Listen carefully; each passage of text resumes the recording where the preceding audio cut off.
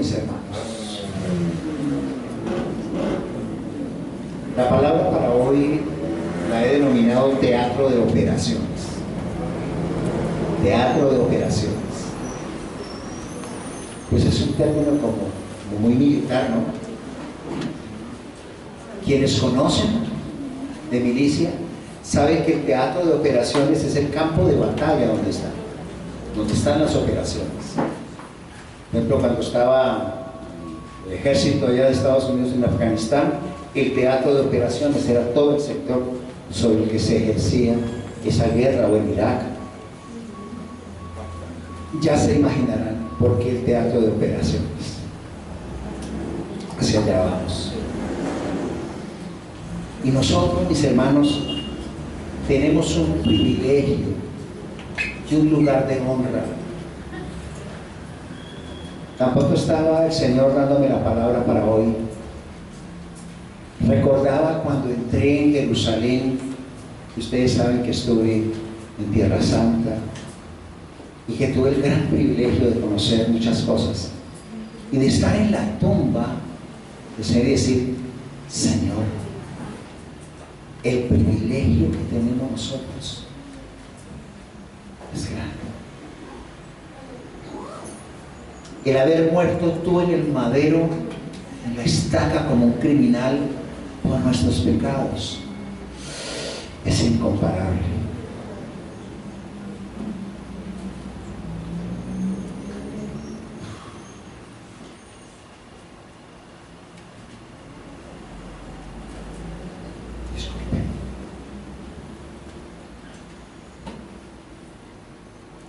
El caminar por el lugar donde él anduvo con el madero, me perdona pero me emociona eso, y decir, Señor, tú cargaste este madero, por esta vía que estoy caminando, por mí.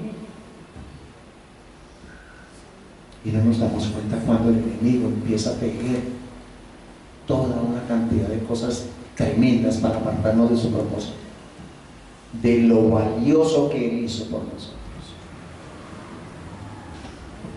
Viendo a Jerusalén, viendo sus murallas, la ciudad fortificada, y decía, tus ojos contemplaron esto, caminaron por acá, tus ojos lo contemplaron y tú caminaste.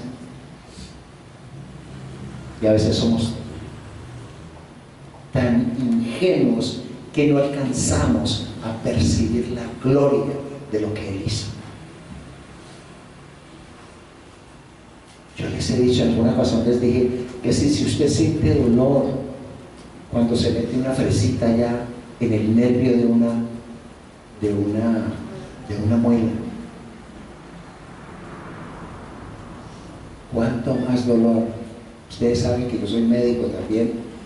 Cuando usted mete un clavo dentro de este nervio central que hay aquí, y hay otro nervio central que baja, que es el nervio ciático. ¿Cuánto más cuando traspasa un clavo ese nervio? Si usted siente dolor cuando le tocan una muelita, imagínese el dolor cuando le tocan este nervio. Y fueron los dos, y fueron los pies. Y él era una sola llaga, mis hermanos. Lo que se ve en la película de Mel Gibson de La Pasión no es ni la sombra de cómo quedó helado. Murió por nosotros para perdonar todo el mal. Y muchas veces nosotros nos dejamos enredar por el enemigo y cargamos nuestro corazón. Hace 8 días estábamos hablando de todas las raíces de amargura, y el Señor hoy nos entrega una palabra en la cual tenemos que fortalecernos, porque las armas de nuestra milicia no son carnales, sino poderosas en el Señor. Amén. Para la destrucción de fortalezas. Tengo aquí la versión Pechita. Algunos de ustedes tienen la Biblia textual, la Torá también. Entonces, por favor, vamos a 2 Corintios 10.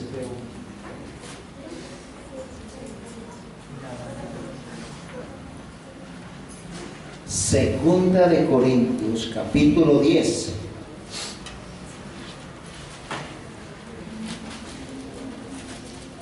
Versos 4 y 5.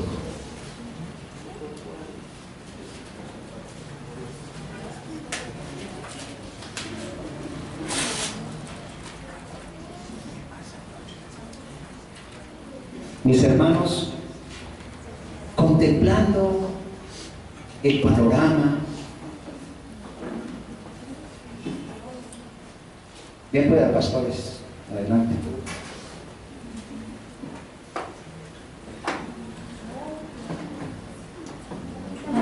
Ricardo. Eso.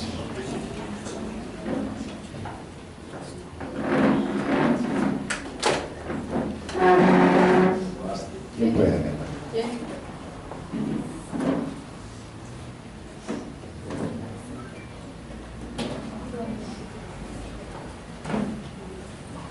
Bienvenido, pastor, pastora, familia pastoral. ¿Y este varón es tu hijo? Uno de los hijos. Uno de los hijos. Mucho gusto, mi hermano. ¿Su nombre? Padre. Faber. Bueno, mucho gusto, Faber. Bienvenido a esta quejidad. Ustedes saben que ellos son los pastores de Pereira, el Roe de Pereira, su esposa y su familia. Bienvenidos. Entonces, mis hermanos, como les venía diciendo, el estar uno en Tierra Santa y el colocar la planta de los pies sobre la vía dolorosa, uy, a mí eso me conmovió mucho. Y me conmueve y me sigue conmoviendo después de tantos años. Haber estado 15 años en una congregación, haber sido ministro de liberación, porque es que yo no soy ministro de liberación de hace 2 o 3 años, sino que he tenido, por eso es esta palabra hoy. Hemos tenido que guerrear fuertemente. Nuestra guerra no es contra sangre y carne. Y el enemigo tiene toda una cantidad de artimañas para perturbar la vida del creyente. Y sin embargo, después de eso, después de nuestra vida, después, como les digo, de llevar 10 años con esta congregación y seguir así, no voy a creer que ha sido fácil. El enemigo hace sus cosas malas. Pero aquí estamos en 2 Corintios 10, 4 y 5.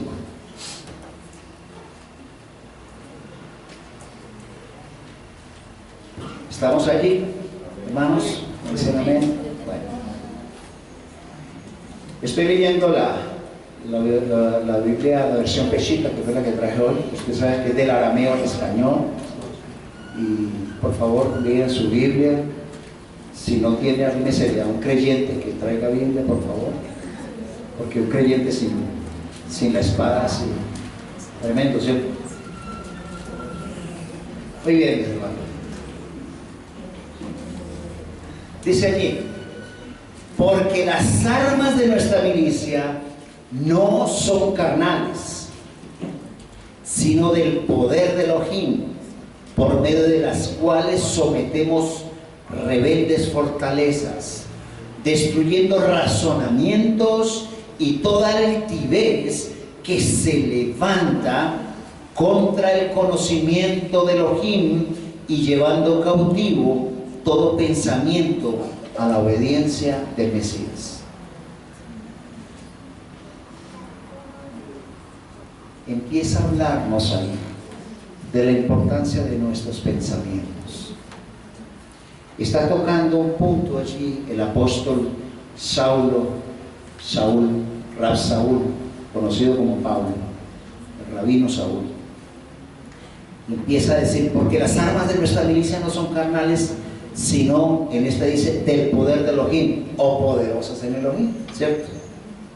Por medio de las cuales sometemos rebeldes fortalezas. Yo no soy pastora, ya quisiera que le pasaran, muchachos, en la Torah, micrófono a la pastora, porque quiero que le veamos desde la versión hebrea, desde la versión Torah.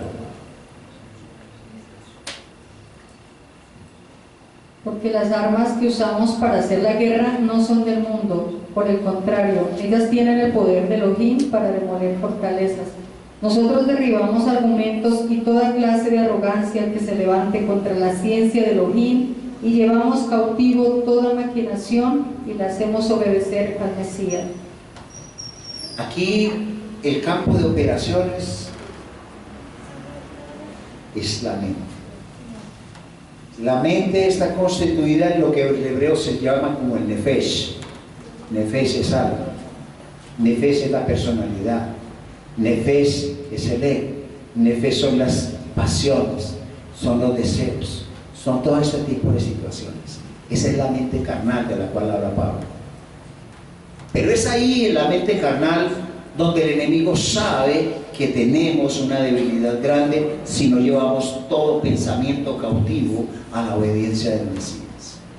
Sabe que si no rendimos nuestra mente va a hacer trizas nuestra vida, porque el enemigo, dice en Juan 10:10, no vino sino a matar, robar y destruir. Nosotros hemos visto acá en muchos de los campamentos y acá hemos visto procesos de liberación demoníaca. Hemos visto eso acá. Hemos hecho libre a personas, o nosotros no, hemos sido instrumentos del Adón, porque es el Adón el que lo hace. Y vemos que eso es una realidad. Pero entendemos que la presencia del Señor es hermosa. Cuando uno está haciendo eso, nada más cuando toca a una persona, con solo tocar. Aquí hay personas que han venido por oración y ustedes saben que uno solamente la toca, no la empuja, toca, se va a la tierra.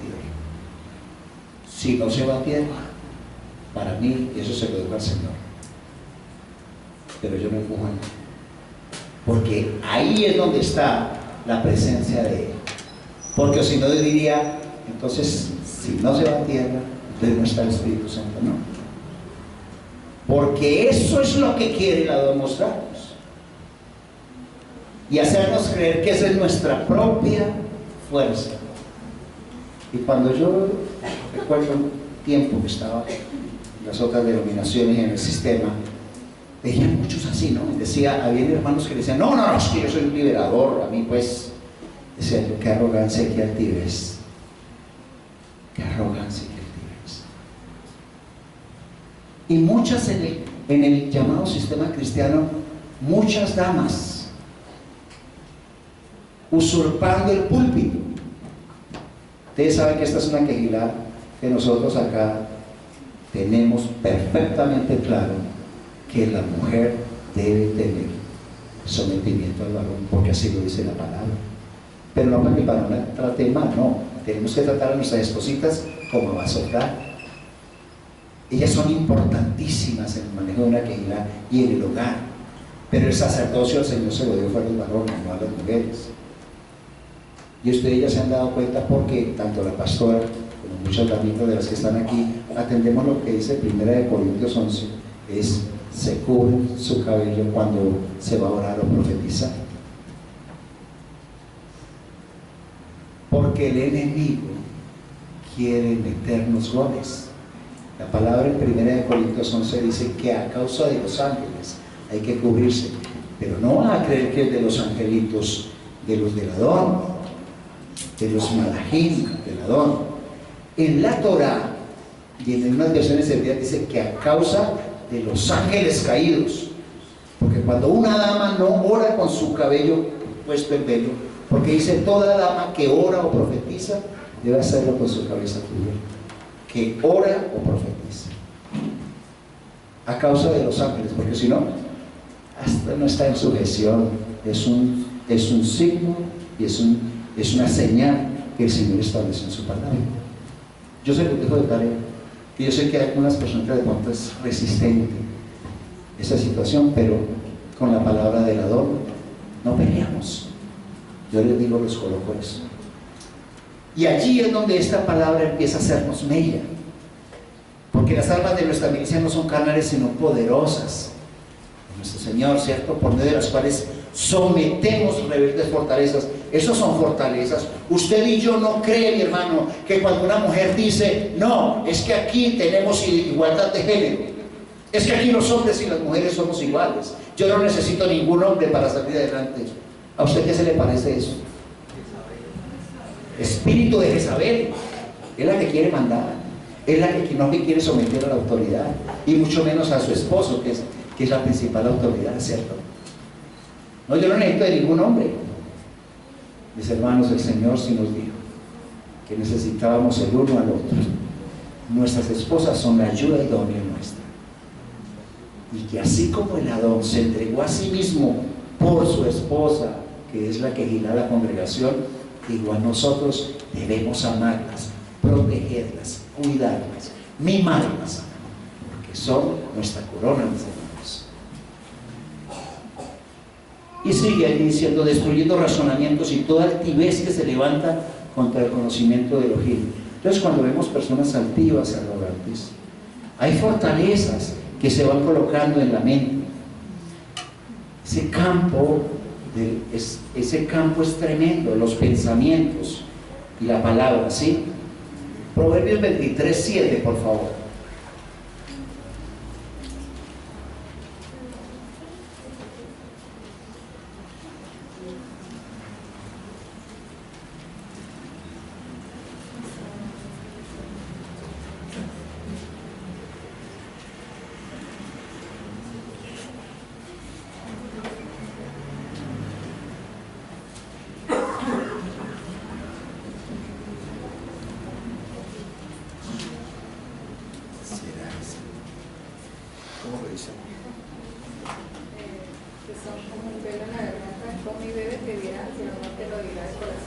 No, entonces lo escribí, es decir, porque cuál es su pensamiento en su corazón, tal es él, lo anoté.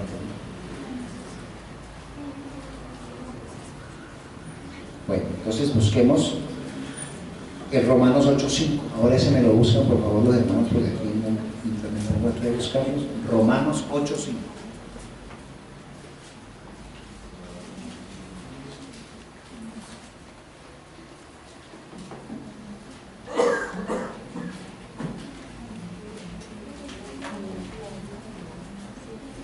¿Estamos allí? ¿Bien? Bueno, muy bien. Dice, porque los que están en la carne, escuche, ¿los que están qué? La carne, ¿cierto? Los que están en la carne piensan en las cosas de la carne. Y dice, pero los que son del Espíritu piensan en las cosas del Espíritu. Nuestro pensamiento debe estar alineado o la carne o el Espíritu. Pero si usted está pensando que lo más importante son las pasiones, es beber, es irse a rumbear, es echarse una cana al aire de vez en cuando, su pensamiento es un pensamiento de la carne. Tiene una fortaleza tan grande ahí que no es capaz de soltar para entregarse verdaderamente al Señor, porque está tan apegado a cositas de la carne que no es capaz de soltar eso. Entonces, nuestros actos se van convirtiendo en el resultado de lo que nosotros pensamos y anhelamos. Sencillamente, tus pensamientos, el Señor decía en su palabra, por sus frutos los conoceréis. Hay personas que no ponen en primer lugar al Señor, sino por allá, porque su pensamiento está encapsulado, está oprimido por el enemigo, y hay muchos hermanos oprimidos por el enemigo en su pensamiento. Por eso siempre el Señor nos ha dicho que tenemos que renovarnos en el espíritu de nuestra mente. Pero está hablando de esa mente, es el entendimiento. ¿Sabe por qué? Porque si no estamos fortalecidos, el enemigo va a ser medio, tremendamente allí. Mire que en Romanos 12:2,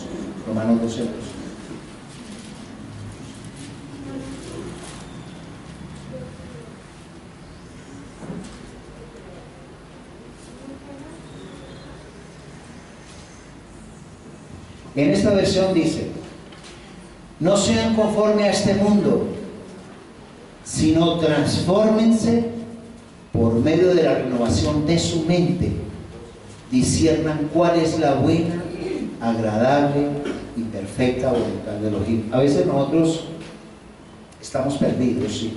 Y si nosotros no renovamos la mente, Si nosotros no pensamos de una manera diferente, tenga la plena seguridad de que el enemigo sí va a hacer, pero tremendas cosas con nosotros. Mire, esto es un campo de batalla, mis hermanos, que está disparando continuamente dardos sobre la vida de nosotros para no hacer las cosas bien, para ser irresponsables, para cometer adulterio, para cometer robo, para cometer fornicación, para lastimar a las personas.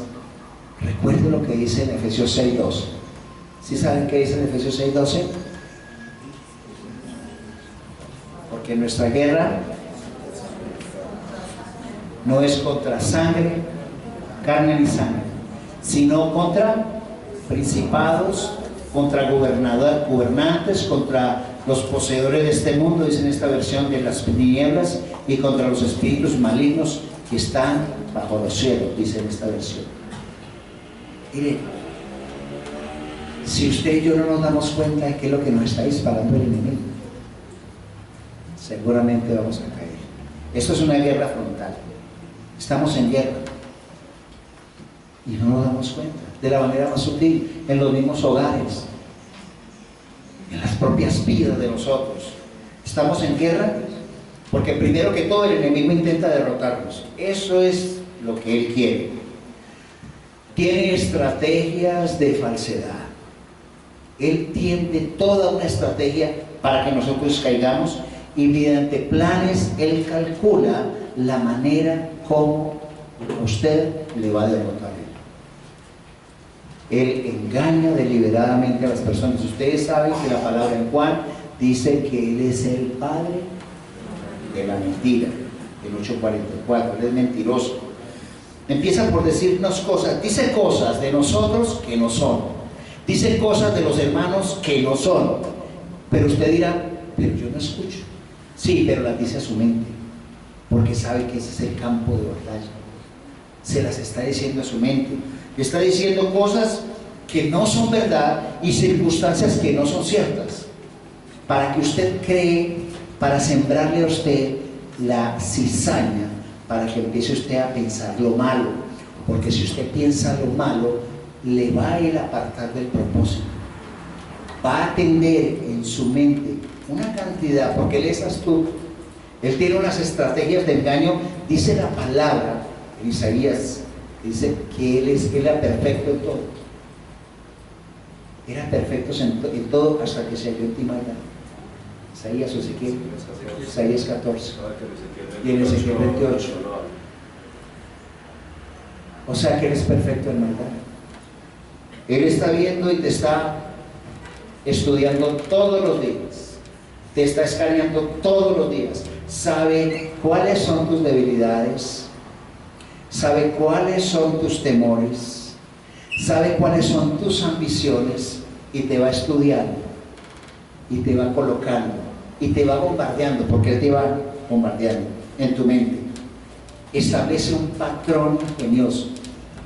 Él dice un patrón ingenioso en la mente, imaginando cosas fugaces, pensamientos de maldad, tirando allí para que tú en tu mente vayas teniendo irritación, porque si tu mente se va irritando, él va consiguiendo finalmente que las cosas se le vayan dando como él tiene pensado. Él te conoce perfectamente, él sabe qué te molesta, de qué manera, qué personas te molestan, cuáles son tus gustos y disgustos. Él te estudia tremendamente y sabe que es una de las cosas que tiene él: paciencia, porque él te estudia y tiene todo el tiempo para estudiarte y para derrotarte, con el fin simplemente de quitarte la bendición, porque él odia los propósitos del Señor, los detesta. Y más si tú eres pueblo escogido desde antes de la fundación del mundo, como lo dice Efesios 1 del 3 al 5, que fuimos ahí escogidos desde antes de la fundación del mundo, dice acá, y en la Torá dice desde antes de la fundación del universo. Nosotros no aparecimos aquí cuando nacimos aquí, somos espíritu que él creó hace mucho tiempo y vino aquí y nos empaquetó en este cuerpo de carne. Pero este cuerpo, resulta de que al descender el Ruach, el espíritu, a esta carne, nació el nefesh, el alma. El alma es el producto de la unión entre el ruach, el aliento de vida, y la carne. Y allí entonces empezó a aparecer su personalidad, sus temores, los complejos que usted tiene o no tiene, las rabias, sus pasiones, sus gustos, todo empezó a aparecer ahí. Pero al mismo tiempo el enemigo lo viene estudiando, porque si usted es una hija o es un hijo del Adón, él se va a estudiar la manera para que tú te alejes del Señor o para que tú caigas, para después acusarte delante de él. Y más si tú eres un ministro, más si tú eres un servidor llamado, tenga la plena seguridad, mi hermano y mi hermana, de que esto es un objetivo militar para el enemigo. El Adón se inventó, nuestro Rey de Reyes se inventó el forjarnos en hornos de aflicción. ¿Y sabe por qué? Porque es de la única manera que usted en el campo de batalla, cuando Él te lleva al desierto para formarte, vas a tener el temple en tu alma para poder enfrentar esos ataques. Si no, es imposible. Él crea fortalezas en tu mente, fortalezas que a veces es imposible, casi que imposible transgredir, que es imposible derribar. A veces fortalezas que vienen desde nuestra niñez. Por ejemplo, aquella dama que de pronto en su niñez no tuvo una imagen de autoridad paterna, un ejemplo, y de pronto con hermanos o sus situaciones no fueron buenas con las personas, con los varones.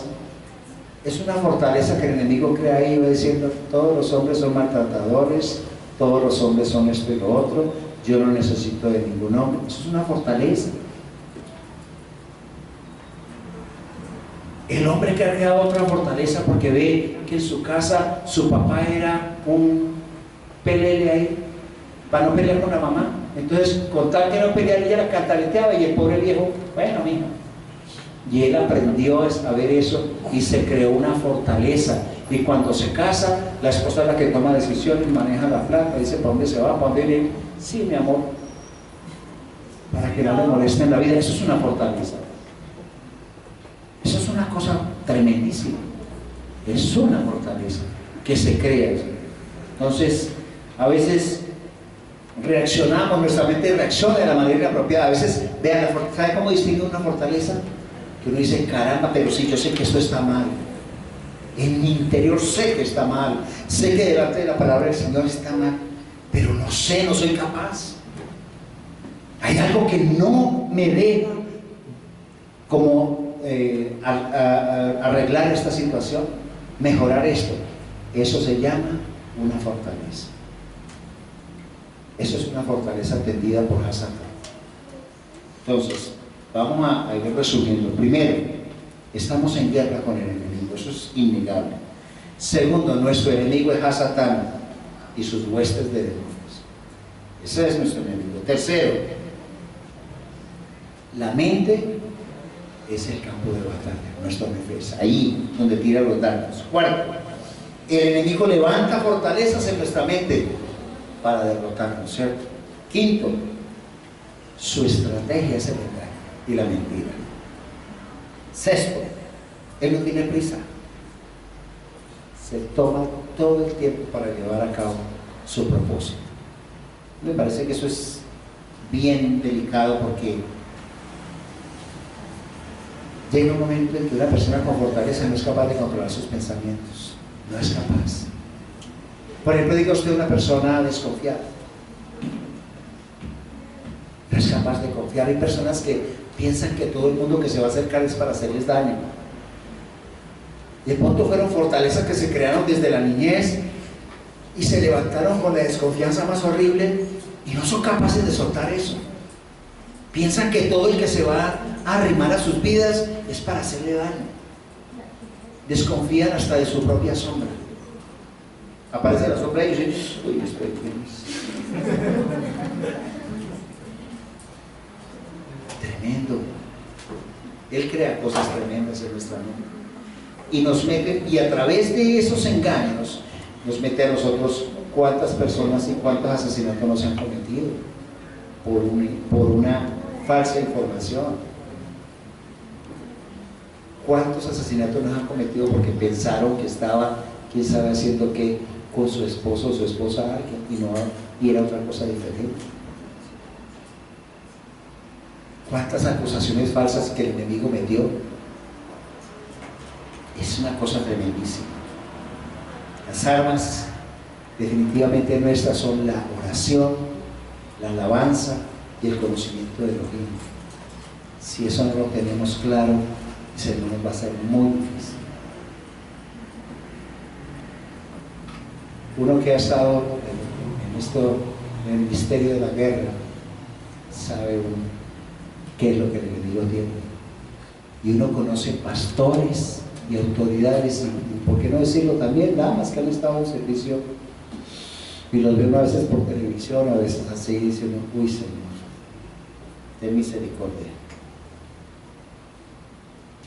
Estamos combatiendo con espíritus maestros, mis hermanos, contra huestes espirituales de maldad que conocen la palabra. ¿O qué me pregunta usted cuando Yeshua estaba ya, eso está en el capítulo 4 de Lucas, del 1 al 13, cuando él está hablando con el demonio que le dice todo esto te daré si por todo me adorares? Y empieza a nombrarle la palabra y dice, sí, pero está escrito esto y lo otro, conoce bien la palabra. ¿Cuántas autoridades espirituales y ministros están siendo influidos por Hasatán? Hombres y mujeres, mis hermanos. No vaya a creer que esto se salva. La gente se salva tan fácil. Eso es una guerra, es una contienda. Si usted y yo no vivimos postrados en oración, y cada vez que el enemigo le siembra a usted un dardo, usted no le responde con la palabra, como hizo Yeshua, va a ser muy difícil. Vamos a Lucas 4, miremos ese punto. La manera como el Adón le respondía al enemigo. Lucas 4 desde el 1.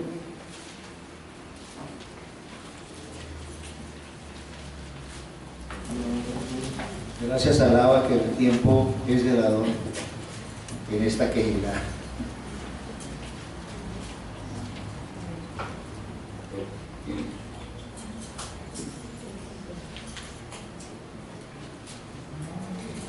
Dice así: entonces Yeshua, lleno del Ruach HaKodesh, del Espíritu Santo, regresó del Jordán y fue llevado por el Ruach, por el Espíritu, al desierto durante 40 días para ser puesto a prueba por el adversario.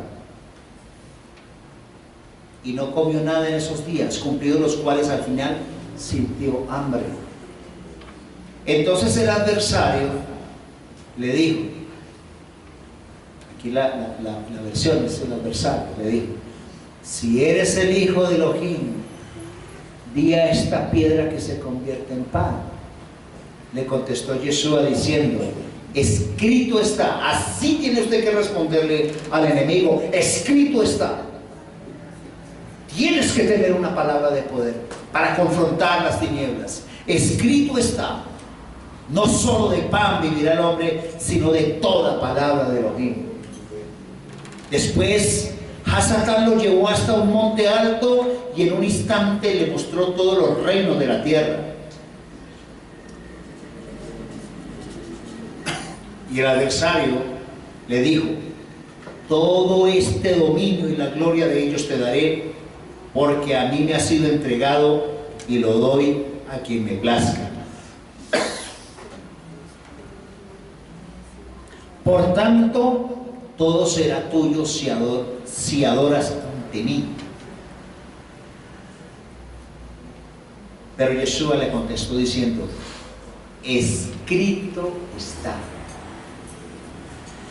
A Yahvé tu Elohim adorarás y solo a él servirás. Luego lo llevó a Jerusalén y le puso sobre el pináculo del templo y le dijo, si eres el hijo de Elohim, lánzate abajo desde aquí. Porque escrito está, ahí sí lo dijo fue el enemigo, porque escrito está, a sus ángeles dará órdenes acerca de ti para que te protejan y en sus brazos te llevarán para que tu pie no tropiece en piedra. ¿Conoce o no conoce la palabra del enemigo? Hay veces vemos ministros que uno dice son muy ungidos, pero uno tiene que estar revisando quién es. Mirar su vida y dice, pero Yeshua le contestó diciendo, está dicho, no provocarás a Yahvé tu Elohim. Y cuando hubo terminado el adversario, todas sus provocaciones, se apartó de él por un tiempo. Por un tiempo. Si eso es con Yeshua por un tiempo, no vaya a creer que él va a descansar. Si usted no está firme en la palabra, él no va a descansar. Acuérdese del viejo truco que también le funciona. Eso no tiene nada. Eso no es para tanto. Tranquilo. Una canita al aire de vez en cuando no hace daño. Es el mismo Hasatán invitándote al adulterio o a la fornicación. Porque sabe el enemigo que la fornicación es algo muy delicado. Sabe el enemigo, dice la palabra, cualquier otro pecado está fuera del cuerpo, pero el que fornica contra su propio cuerpo peca. Y dice la palabra que el que fornica, que adultera, es como si estuviera muerto para siempre. Y yo sí tengo temor y temor. Yo no sé si usted, pero Elohim, esto no es un juego, mis hermanos. Esto es de verdad. Nosotros hemos tenido muchas liberaciones en que nosotros hemos visto la presencia del enemigo allí. Saben aquí los servidores las batallas y las luchas que hemos tenido.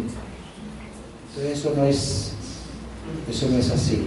Cuando Pablo dijo, es que el evangelio anunciado por mí es con demostraciones de poder, no es de mera palabrería, como decía él, sino con demostraciones de poder y del espíritu.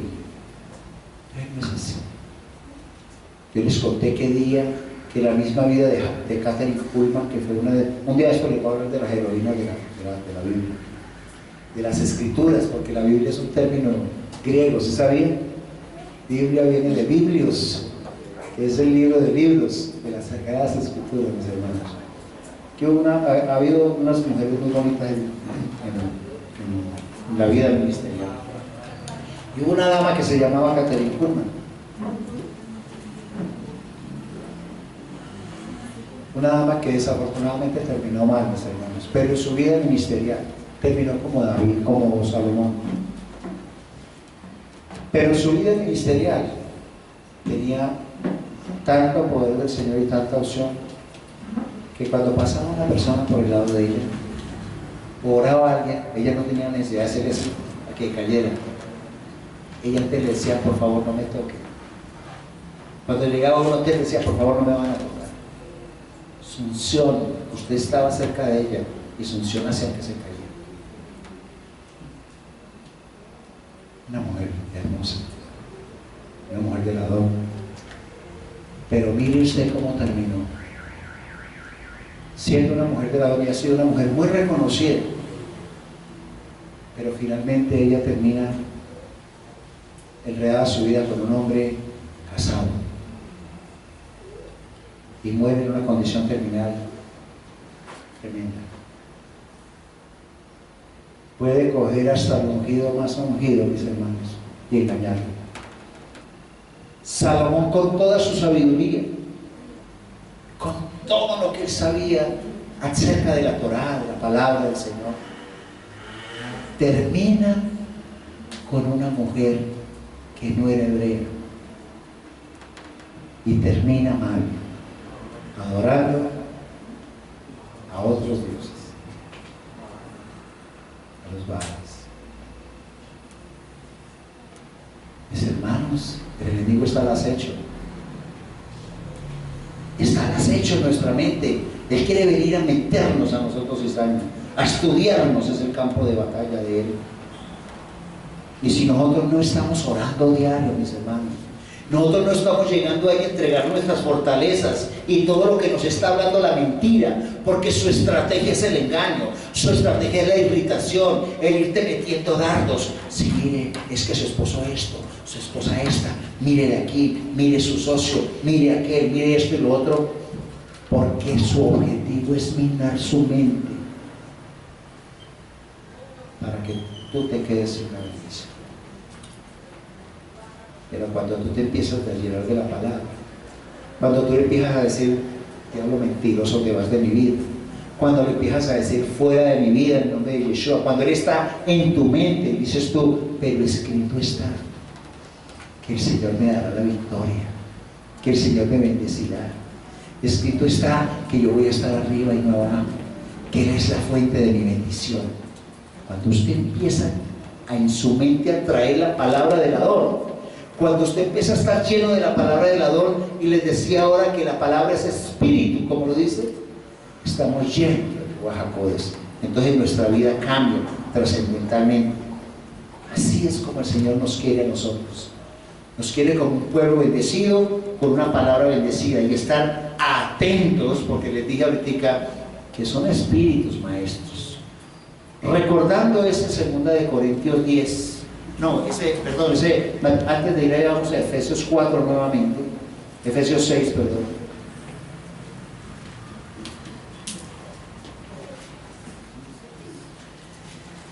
Efesios 6, por favor, el 12.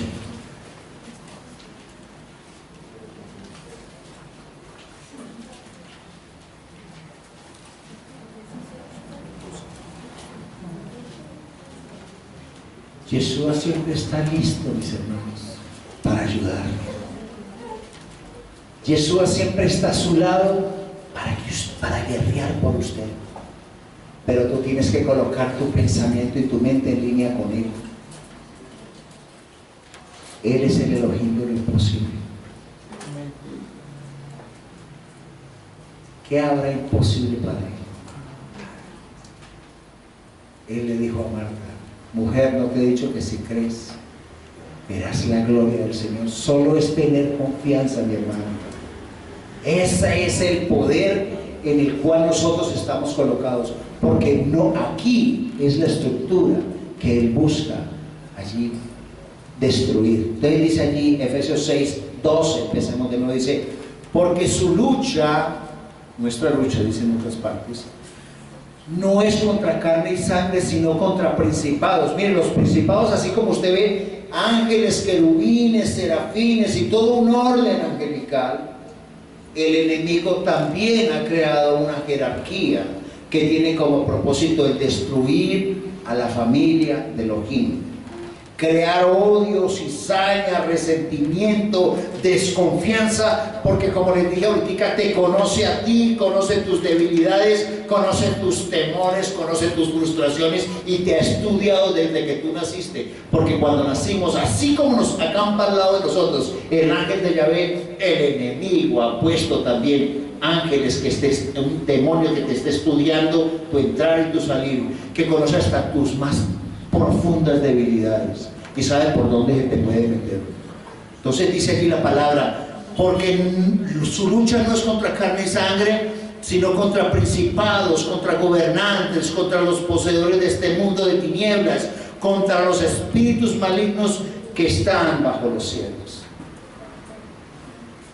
Es una hueste de maldad, mis hermanos, y no nos damos cuenta.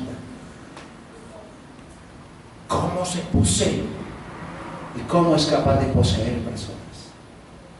¿Cómo es capaz una persona que día, una personita que había traído una hermana de que era un shamashin de la Gilá, Salat? ¿Qué es un Salat? Sí, un servidor de acá. Había traído una persona, trabajaba, tenía un puesto, un buen puesto en la alcaldía. Y un día, ella siendo secretaria, una niña, siendo secretaria, no le cuidaba, porque sé que me acabo de enterar una cosa ayer que se me dolió tanto. Entonces sucede que nosotros teníamos en esa época, eso hace como unos 6 años de eso, creo yo, una capacitación para los servidores de la iglesia, los jueves, pero era para servidores nomás. La niña apareció en su motico, la estacionó, llegó, se hizo ahí. A mí me aterró y me dijo el servidor, No, es que vine aquí a recibir. Y bueno, cuando empezamos, porque estábamos hablando, no recuerdo qué tema estábamos hablando, pero de cosas del Señor, ella empezó a sentir un profundo dolor de cabeza. Esa es una manifestación muy fuerte también, a veces pues, que hay presencia del enemigo, ¿no? Y entonces me dice, el siervo me dice, pastor, es que no, ya voy. Y le dice, hermanos, como vi que ya se iba a ir, le dije, no, espérate, ya voy, entonces voy a orar por ti. Le puse la mano en el hombro, pero yo, ustedes saben, ustedes me conocen aquí, que yo no soy de los que empujo a nadie. Aquí yo no empujo a nadie, ni le hago así, o como vi yo uno en televisión que colocaba las manos sobre el pecho. Es un pastor argentino, no voy a decir el nombre, parece horrible esa vaina. Vi otro también para en Miami haciendo lo mismo. Simplemente le coloqué a orar por ella por su dolor de cabeza. Yo no tenía intenciones de que, Señor, en nombre de Yeshua, oye, se cae esta señora al suelo, esta muchacha. Y hubo una manifestación, haga de cuenta, ustedes alguna vez han visto la lucha con cocodrilos que los cogen y dan la vuelta y es para coger y amarrarlos, y ese cocodrilo tienen que, en la boca se la tienen que amarrar. Sí, eso es una peleada tremenda. Pues le cuento a mis hermanos que ni más ni menos, eso fue lo que a mi esposa y yo se nos vino a la cabeza. Hola, mira que eso parece una lucha como cuando coge un cocodrilo, impresionante. Y ahí estaban varios servidores ahí. Oiga, cuando terminó la muchacha, ella se sintió como apenada porque no sabía qué le había pasado. Le dije, no, tranquila. Se hizo la liberación y sacó ese demonio que tenía. Y me dijo, pastor, ¿sabe una cosa? El Señor ya había demostrado que esto iba a pasar. Le digo, sí. Dijo, sí, pastor, hace como una semana en un sueño, el Señor me dijo, te voy a llevar a un lugar en el que te voy a hacer libre. Quedamos sorprendidos. Bien, ella al tiempo no volvió. La realidad es que ustedes saben que la Quejilá quedaba por las 60 casas y ella vivía como por Génesis. Por Génesis, no, la salida de Montenegro que por Abastos, por allá por Mercado. La distancia realmente es muy larga. Entonces, yo le dije al hermano, le dije, no, pues que busque entonces por allá cerca algo que no le quede tan tras mano. Listo. Ella sigue allí en el Face de la Quejilá, y el dolor que me dio a mí ayer fue verla colocando unas imágenes de una congregación que hace profecía en los bíblicos. Usted ya se imaginarán cuáles. Le cuento, bueno, vamos a hablar a calzón quitado de la iglesia ministerial. Primero que todo, ustedes saben que es un espíritu jezabelico que hay ahí. Dice la palabra, porque no le permito a la mujer ejercer dominios, ni enseñanza, ni enseñar, ni ejercer dominio sobre el varón. Un punto. Y ella está ejerciendo autoridad sobre una cantidad de pastores. Segundo, la profecía dada por el Señor, lo dice su palabra, dice que no es de interpretación privada, es pública. Mi hermano, el Señor te está diciendo que esto y esto y esto, pero no es para decirle a usted como, es que a su casa va a llegar un documento, en su casa va a estar entrando un electrodoméstico, vas a hacer un viaje a tal parte, eso es adivinación, mi hermano. ¿Cuánto está en la palabra eso? La palabra, cuando hay profecía, es porque la atalaya está hablando a un pueblo, palabra del Señor. No para decirle que en su casa se va a morir su abuelo, que usted le va a dar un cáncer. No, eso no es profecía, mis hermanos. ¿Y sabe qué nos toca hacer por esas personas que han estado en esas iglesias? Que eso es el enemigo el que está ahí. Nos ha tocado que la persona renuncie a esa unción que ha recibido y a toda profecía que ha recibido allá. ¿Sabe por qué? Porque esos espíritus se pegan, eso se contamina, y van a pasar los años y todavía ese espíritu inmundo va a querer estar ahí. Espíritus jezabélicos, espíritus de adivinación van a querer estar ahí. Como personas que hayan participado de otros grupos, de yoga, de brujería y cosas de esas, igual que les toca renunciar a eso, también con su boca tienen que decir: Señor, perdóname por esto. Yo renuncio, Señor, a toda unción, a todo lo que yo recibí de esa Quejilá. Es el enemigo, mi hermano. y le hablan voces a usted y le hablan al oído. No, eso es público. Eso no es al oído. No hay interpretación privada, mis hermanos. Es cosa tremenda, mis hermanos. Entonces el enemigo está más hecho. Y como resulta de que hoy en día la gente cambió ir donde los brujos para ir allá que le adivinen. Y a eso es que lo llaman profecía. No, esa no es profecía. Otra cosa muy diferente. Mucho cuidado con eso. Mucho cuidado con eso. Ahora, iglesias, el que hay es que por ahí hay una iglesia, no voy a decir cuál, aquí en Armenia, que la pastora es ella y él, el esposo, es un líder de la iglesia. Uy, no. Váyase, así les pongo ahí de tarea a primera de Timoteo y a Tito, para que vean lo que dice: la mujer no le permito enseñar ni ejercer dominio sobre el varón. Eso es de Satanás. Es diferente cuando yo le digo, pues, para que mi esposa ora por la palabra. Ella viene y ora por la palabra. ¿Y qué hace ella antes de orar? ¿Ah? Se pone el velo, como lo dice la palabra.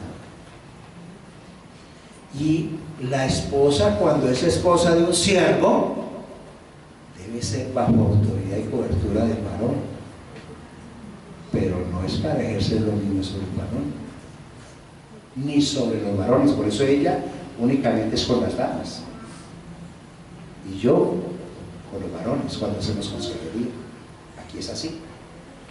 Puede que en otras partes no, pero en otras partes sí hemos visto pastores enredados con las de la alabanza, con las de una cosa y la otra. El Señor nos ampare de una cosa de esas. Aquí tratamos de hacer las cosas en orden, para que el enemigo no tome ventaja, mis hermanos, porque anda como león rugiente buscando a quien devorar. Y nadie está exento de algo tremendo. Pero tenemos un abogado tan precioso que se llama Yeshua HaMashiach. Y vamos por favor ahí en 1 Corintios 10.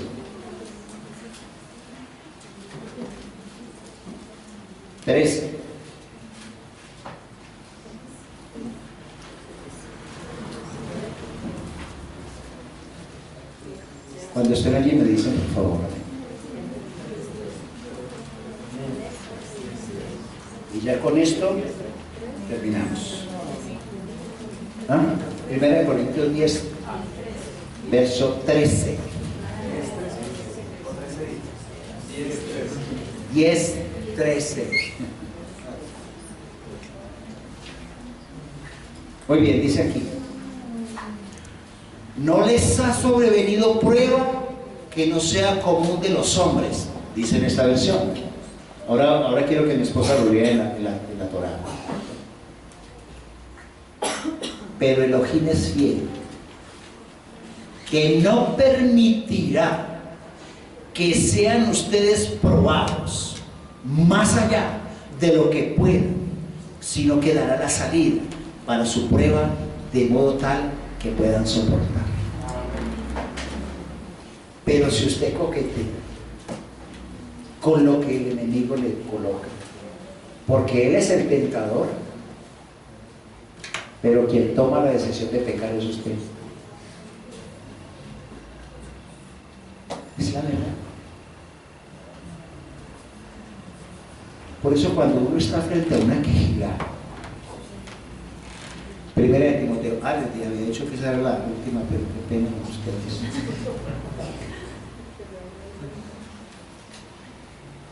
Primera de Timoteo,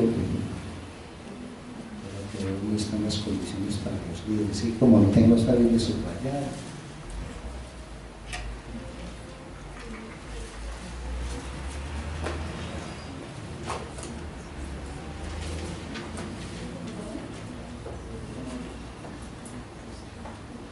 En Tito también está eso. En Tito, cuando habla de los servidores. ¿Ah? Sí, por eso, 1 de Timoteo.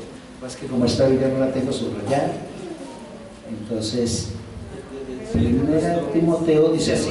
¿Ah? 1 de Timoteo 3:8, sí, ya lo he encontrado, gracias. Dice: así también los sharat, ¿qué son? Aquí no utilizamos la palabra diácono. mi líder. Porque según las escrituras, la palabra hebrea es Sharad o Shamashit. Eso es para las iglesias cristianas, mi hermano, pero aquí estamos revisando la senda antigua, ¿cierto? Dice así: así también los Shamashit deben ser puros, sin doblez en su hablar. Escuche, que no se excedan en el vino, dice aquí, ni sean amantes de sucias ganancias. Dicen, está el hijo de Jacob llamándole por allá, sino que conserven el misterio de la fe con limpia conciencia. Sean estos sometidos primero a prueba, y cuando sean irreprensibles, entonces que participen en el servicio. ¿Sí escuchan, no? Que sean sometidos a prueba, y entonces si pasan la pruebita, ahí sí va a ser Shamashit. De igual manera también las mujeres sean respetables, prudentes, fieles en todo, no calumniadoras, que sean Sharad, los que tengan una sola esposa, que guíen correctamente a sus hijos y a su familia, porque los que sirven bien logran para sí una posición digna y gran confianza en Yeshua, el Mesías. Pero yo quiero complementar esto con Tito. En la Torah, ¿cómo está? Por favor, pastor. En la Torah. En la de Primera de Corintios, Primera de Timoteo 3, del 8 en adelante.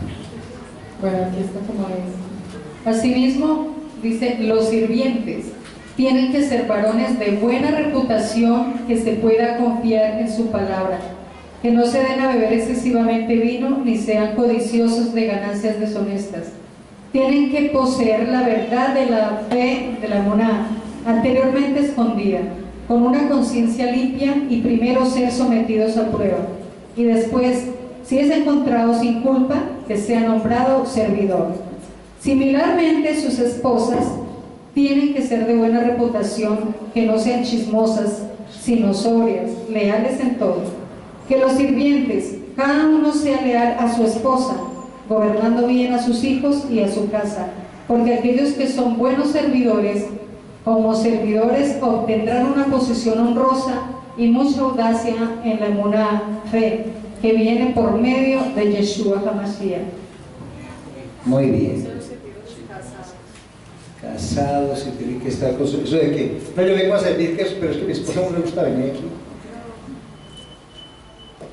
No, aquí pastores que vean, pues yo estoy aquí, pero mis hijos no. ¿Cómo pretende ser? Muchas gracias. Ahora dice que no podemos nombrar a una persona que sea un neófito. Dije que aquí va a venir a dar una persona que no conoce la palabra, un neófito, que yo le pueda preguntar, bueno, ¿de qué me habla? Dígame usted que me está hablando, por decir algo, el libro de Isaías, a qué es lo que se está refiriendo, cómo está organizado, las profecías de Ezequiel, qué te dice, qué me habla de los profetas menores, quién era Abdías, cuándo vivió, cuál fue el mensaje de Oseas, y que no me conozca la palabra. Y yo voy a colocar aquí un neófito, o a colocar un neófito a que de ahí que no me conozca la palabra y que la pueda embarrar aquí. No, mis hermanos, hay que conocer la palabra. Pablo se conocía la Torá de memoria, palabra por palabra. Yeshua igual. Pero cuando existieron los apóstoles, la única palabra que había era las Sagradas Escrituras de lo que llamamos el Antiguo Testamento. Y sobre esas es que daban la palabra y se defendían de todos los ataques del enemigo.